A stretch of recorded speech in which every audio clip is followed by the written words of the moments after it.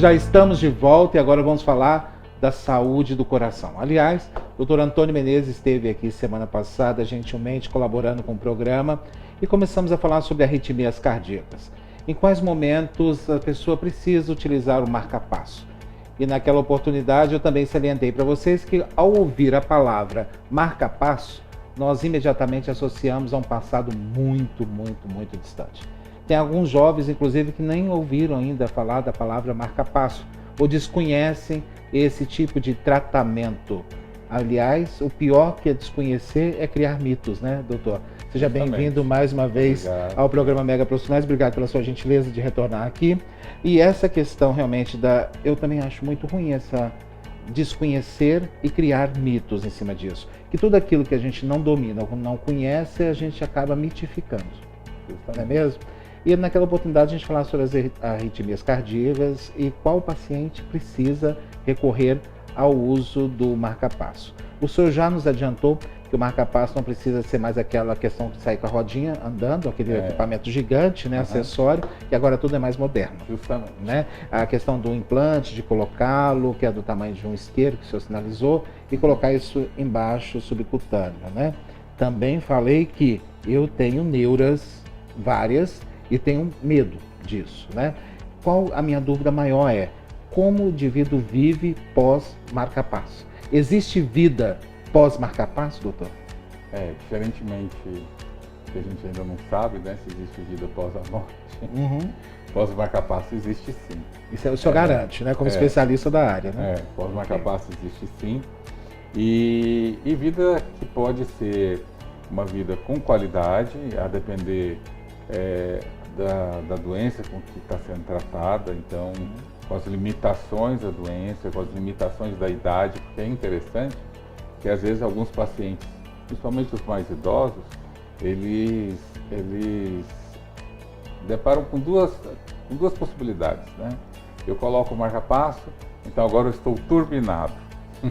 Associa uma nova vida. Isso, e é muito bom, é muito bom. Mas não trocou o coração. Não trocou o coração. Não trocou o corpo. Isso, né? Apenas está ajudando ele a uma vida melhor. E aquele que, como você disse anteriormente, por medo, por desinformação e por mitificação, né, torna-se um mito, um estigma e está muito longe da verdade, tem justamente uma reação inversa, o contrário, que é achar que aquela prótese, aquilo que é estranho na vida dele, e que é interessante porque a questão do marca-passo, porque é o marca-passo que vai promover os estímulos dele, né? Então ele sempre vai ficar na cabeça, e se meu marca-passo desligar? Exatamente. Então eu tenho várias perguntas agora para o senhor, né? Uma delas é essa. Né? Então, à medida que o paciente, né, ele vai convivendo com a prótese, ele vai adquirindo confiança com a prótese, e a gente também é sempre necessário o médico, na relação humana entre o médico e o paciente, um vínculo é criado, né, de uma forma positiva, mostrando que o paciente, que o marca-passo é o amigo dele, né? E se ele tem um desfibrilador, por exemplo, que pode funcionar quando ele tiver uma arritmia gravíssima, é um anjo da guarda. Então, depende da semântica, das palavras com que você vai abordando, o paciente, ele se apropria da narrativa que nós temos, né? E vai criando, modificando esse mito, vai desmistificando, né? E fazendo com que a verdade se torne mais próxima. Eu, pelo menos, adorei quando o senhor falou de prótese. Porque prótese está alguma coisa mais aceitável, alguma coisa anormal, fora do nosso meio. É uma coisa que hoje está incorporada em tudo, né? Em tudo, né? Inclusive, até a questão que a gente fala muito aqui no programa com cirurgião plástico, né? De prótese mamária, prótese de glúteo. As mulheres convivem muito bem com isso, muito pelo contrário, adquirem um up. Né? Melhora isso psicologicamente, né? Mas elas entendem como funciona e que aquilo vai ficar bom para a estética delas. O que nós não entendemos talvez ainda é que o marca-passo vai nos dar vida. Justamente. Né? Então aquilo não é alguma coisa ruim, muito pelo contrário, mas o senhor realmente se expressou muito bem quando falou da narrativa, né? Justo. E da forma que nós compramos essa narrativa do profissional. E quando nós buscamos um profissional, nós acreditamos piamente nele. Né? E o senhor tem uma especialidade que trata do coração. Então, sem coração, como é que nós vamos conseguir? Não tem jeito de a gente ter uma vida pós isso, né? A falha dele ou a falta dele, né? Então, quando a gente busca um profissional como o senhor, nós estamos depositando a nossa vida na sua mão. Literalmente. Né? Então, a gente confia no que o senhor falar. Né? E isso é importante, é uma responsabilidade também. Porque quando você... Esse vínculo que vai ser criado, principalmente depois que você coloca, esse vínculo vai ser um vínculo permanente. Quer dizer, eu tenho pacientes que eu os atendo desde a época que eu cheguei em Goiânia para começar a minha carreira. Quantos anos? 27 anos. Então eles continuam comigo, entendeu? E já passam a ser, inclusive, meio que da família da gente e o carinho que a gente tem é muito grande por eles, pela convivência que a gente tem ao longo do tempo. E também passa a ser, quando a gente os perde, uma tristeza muito grande. Sim. Então os dois lados caminham. Mas nesse conviver com o marca-passo, hoje a própria sociedade brasileira de arritmia cardíaca, o Departamento de Estimulação Cardíaca, existem todas as normas para poder você conviver com o marca-passo. Por exemplo, quem tem o marca-passo, ele pode passar numa porta de banco, né? Haja vista que o marca-passo ele não pode estar em nenhum campo magnético. Então, o paciente não pode, porque dependendo do campo magnético que é a porta de banco, pode desprogramar o marca-passo. E como é que ele faz para pegar o banco? Ele não vai ao banco? Não, ele vai. Aí, para ele, todos os pacientes, eles têm uma carteirinha que os identifica, certo? Tá. E essa carteirinha ele apresenta para a segurança do banco e é aberta a porta lateral ou desligado o sistema de vigilância. Para ele passar, né? Justamente. Mas ali, se ele estiver, por exemplo, passando na porta ali... simplesmente na porta não, ele não pode passar... No campo. Isso, no campo que é gerado pelaquela porta giratória. Tá. Ele pode então entrar, por exemplo, no caixa eletrônico, pode circular ali... Pode, inclusive, passar na frente, só não pode passar no campo. E se passar no campo e desprogramar? Aí, no caso, você vai depender. Alguma coisa? Vamos supor que ele passe, não avise. Se ele sentir mal, se ele sentir alguma coisa, ele tem a própria carteirinha, ele tem que procurar o médico. Imediatamente. Né? Imediatamente. E isso não é só banco, não. Tem avião também. Avião é outra... O paciente que eu vai acho que viajar... eu viajo muito. Isso. Seja para o território brasileiro ou fora do país, ele tem que estar com a sua carteirinha de identificação, que essas carteirinhas elas são escritas em duas línguas, o português e o inglês, que é internacional, né, que é uma língua mundialmente falada, e aí ele se identifica. Então, a vistoria que vai ser feita dele vai ser feita de uma forma diferente para proteger. Agora, o senhor me falou uma coisa que eu fiquei espantado.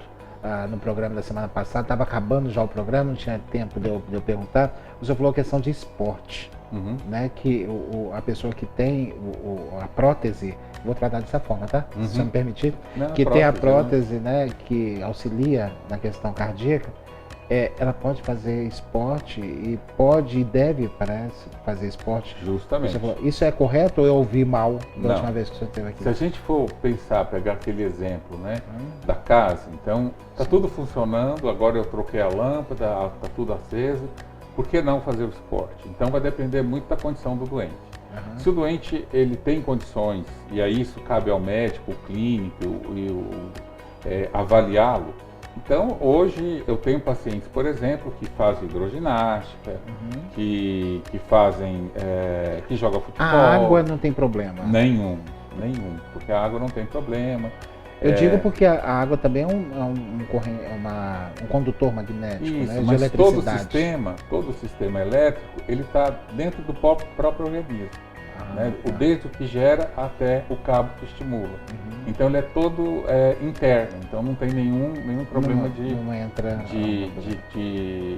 interferência ou mesmo Exceto nessa questão magnética, que é muito forte, acredito eu. Isso, a questão magnética. Por exemplo, outro exemplo magnético, pessoas que moram na zona rural, por exemplo, e moram próximo daquelas redes de condução de energia, né? Que geram um campo magnético muito grande. Então, nesse caso, a pessoa às vezes até tem que mudar, né, do local. Na verdade, a gente tem aquela história também que quando tem aquelas grandes torres com os cabos, né, de energia, a pessoa que mora ali embaixo ela é afetada drasticamente. Isso. Independente de marca-passo, qualquer coisa. Né? Mas a pessoa tendo marca-passo aí já tem é mais sério ainda. Mais sério ainda. Ou às vezes até passar por essas redes. Né? Outra coisa importante no dia a dia são os colchões magnéticos. Né? Muitas vezes utilizados para melhorar a questão até o sono, a coluna. E aí quando você chega, o paciente fala, olha, se eu tenho colchão magnético? Tem. Então esse eu vai ter que dar de presente para alguém. Então realmente, porque o ímã está aí. Né? Então o magnético é um problema para o marca-passo. O elétrico, aí vamos falar... E academia, por exemplo, tem algumas estimulações que são elétricas também. Alguns aparelhos são elétricos também. Então na fisioterapia tem, aí também tem que ser evitado. Porque ela pode, como a gente está falando de energia elétrica e estimulação elétrica, uma pode inibir a outra. Né? E a depender do grau de dependência que o paciente tem do próprio prótese, ele pode se sentir mal. Na sua avaliação, isso é muito restritivo a uma vida normal? Não. Não, porque conhecendo, e aí vem a questão da informação novamente, né? Conhecendo, estando bem informado de como ele vai agir a partir de então, o paciente vai se adaptando sem nenhum problema. Não existem várias alternativas. Então, uma coisa que eu acho a pior do mundo é a intolerância à lactose. São indivíduos que têm intolerância à lactose, ou seja, não pode comer nada derivado de leite. E a humanidade inteira, né, na sociedade toda... A base da alimentação está o leite. Está o leite, né? E conseguem conviver naturalmente, conseguem conviver muito bem e sorriem muito bem, se adaptam. Isso. O ser humano, ele é adaptável, né? E principalmente tendo como prioridade a vida, né? Justamente. Acho que aí é o principal, né, doutor? Sempre sempre nós devemos focar, principalmente nos benefícios, né, que nós devemos ter. E o senhor também citou um outro dado que também me preocupou um pouco, que o Brasil está bem aquém daquilo que ele deveria, dos pacientes que deveriam utilizar o marca-passo e não utilizam, isso observando o mundo, né? O mundo. Se a gente for pegar a população brasileira, um dos problemas que a gente tem, isso é um problema clássico, né, infelizmente, que é o problema de saúde pública. Né? O acesso do paciente à saúde é um acesso muito aquém do que nós deveríamos ter. Então isso faz com que o paciente não chega nem a ser diagnosticado como um potencial paciente para chegar a utilizar essa prótese. Então a gente falando em termos de saúde pública no geral. Né?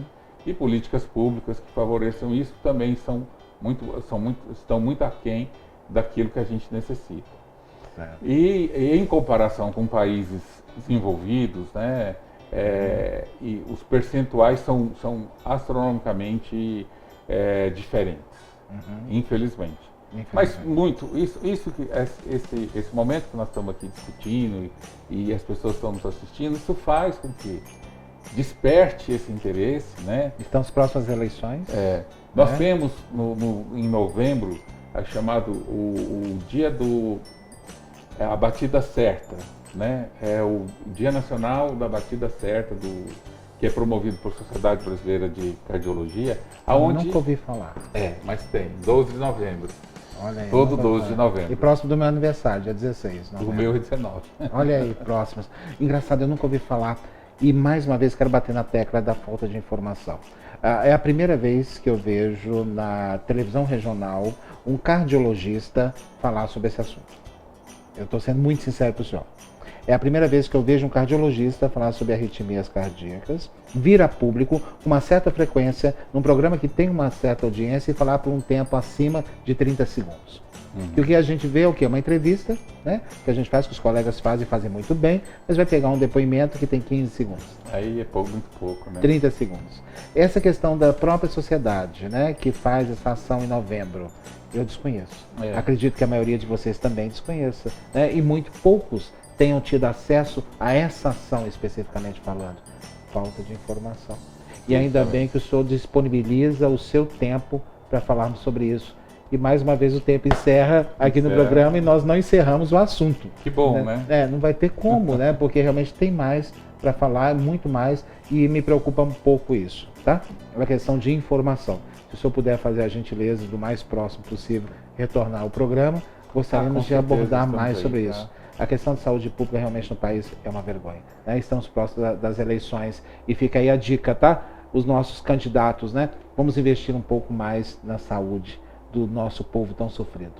Muito obrigado pela sua audiência, muito obrigado, doutor, por estar aqui com o nosso programa. E na semana que vem, claro, conto com a sua audiência, conto com a sua presença, porque para nós ela é fundamental. Espero todos vocês aqui na semana que vem. Fiquem com Deus.